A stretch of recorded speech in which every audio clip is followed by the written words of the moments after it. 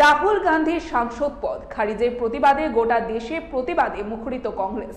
এরই অঙ্গ হিসেবে গান্ধীঘাটে মৌন সত্যাগ্রহ প্রদেশ কংগ্রেসের। ভারতের জাতীয় কংগ্রেসের প্রাক্তন সর্বভারতীয় সভাপতি রাহুল গান্ধীর সাংসদ পদ অতি সম্প্রতি খারিজ করা হয়েছে।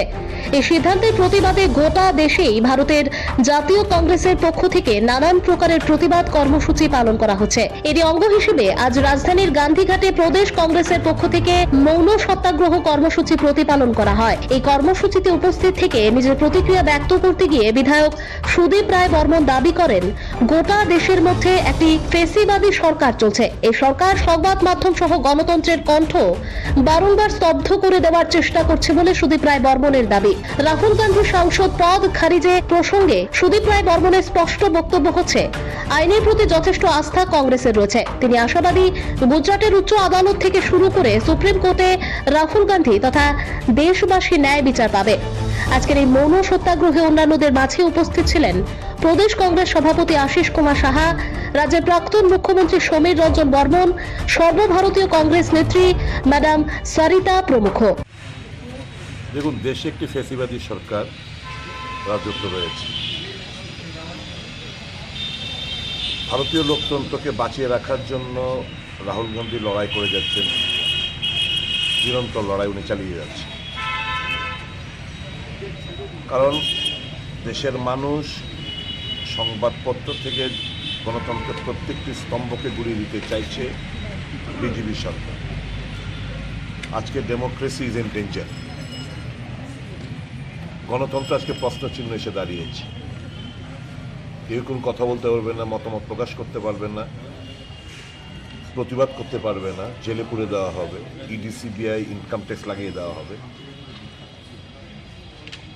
আরেকদিকে রাহুল গান্ধী কিছু দেশের মানুষের সাথে কিছু প্রশ্ন করেছিল পার্লামেন্টে,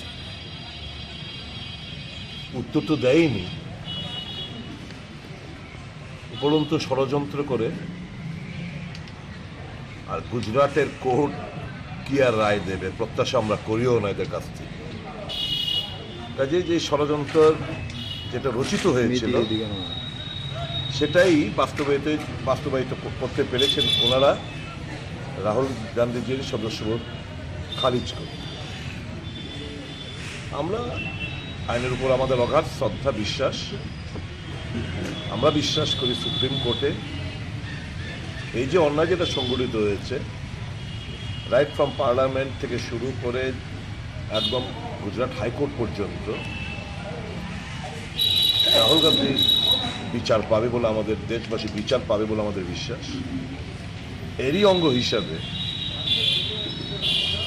দেশের ডেমোক্রেসির উপর যেন আঁচড় না আসে। কারণ রাহুল গান্ধী এর জন্য লড়াই করতে করতে ওনাকে আজকে খেসারত দিতে হয়েছে। ডেমোক্রেসির উপর আঁচড় যেন না আসে, আমরা আজকে নীরব একটা প্রতিবাদ সারা দেশ জুড়ে, গান্ধীর পাদদেশে বিভিন্ন জায়গায় যেখানে গান্ধীর মর্মমূর্তি রাখা রয়েছে। আমরা আজকে মনে করিনি, কারণ আমাদের অ্যাসেম্বলি চলছে, এটা শোভনীয় হবে না, তাই আমরা গান্ধীঘাটে করেছি। সারা দেশ ব্যাপী কংগ্রেসীরা সত্যাগ্রহ, নীরব সত্যাগ্রহ আন্দোলন, প্রতিবাদ সংগঠিত করছে এর বিরুদ্ধে।